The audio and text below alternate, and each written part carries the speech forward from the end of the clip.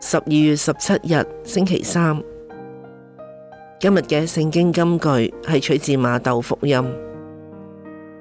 耶穌基督是達味的子孫和亞巴郎的子孫，以下是他的族譜：亞巴郎生依撒格，依撒格生雅各伯，雅各伯生猶大和他的兄弟們，雅各伯生約瑟，約瑟是瑪利亞的丈夫，瑪利亞生耶穌，他被稱為基督。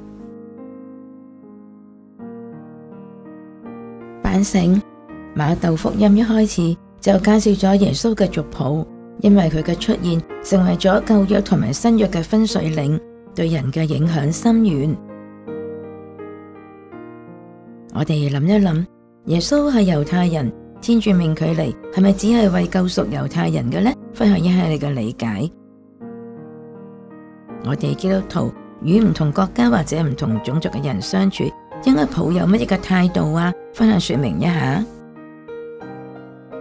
祈禱意向，願主耶穌常在我哋心間，讓我哋活喺佢嘅愛內，對人友善，因佢嘅名不分國界同種族，達至相互和平共存。